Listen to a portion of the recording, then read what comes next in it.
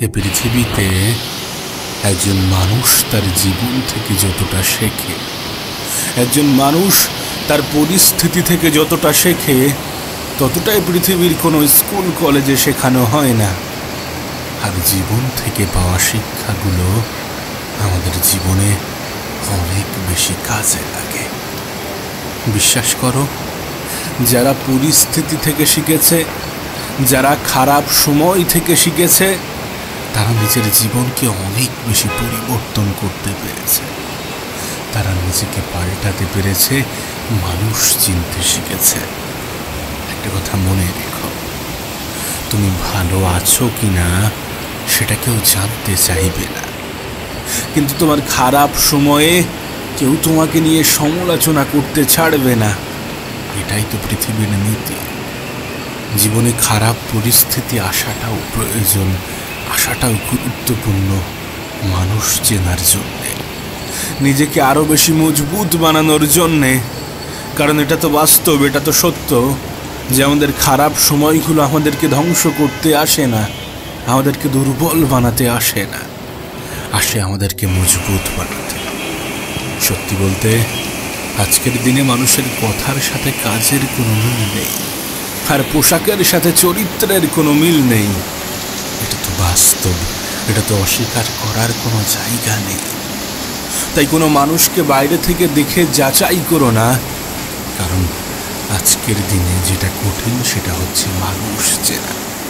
কারোর পোশাক খুবই সুন্দর তার মানে এমনটা নয় যে তার চরিত্রটা অনেক ভালো হবে। তুমি তো নিজেও দেখেছ মিষ্টি কথার আড়ালে দুষ্ট চরিত্র লুকিয়ে থাকে। তুমি তো নিজেও দেখেছ কিছু মানুষ লোক ঠকাতে অনেক বেশি ভালোবাসে, অথচ তারা এটা ভুলে যায় যে পৃথিবীতে তুমি অন্যের সাথে যেটা করবে, ঘুরে ফিরে তোমার সাথেও সেটা হবে, আজ না হলে কাল।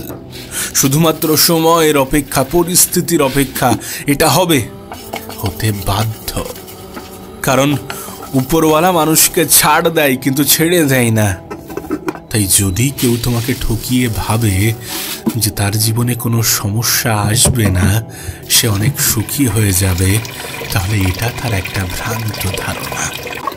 এটা একটা ভ্রান্ত ধারণা এই কারণে, কারণ তুমি যদি অন্যের দুঃখের কারণ হও, কেউ না কেউ তো আছে যে তোমার দুঃখের কারণ হবে।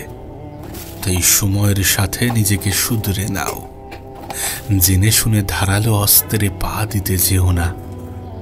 না, এটা ঠিক যে আমরা এই সমাজের প্রত্যেকটা জিনিস, প্রত্যেকটা নেগেটিভ বিষয়গুলোকে পরিবর্তন করতে পারবো না।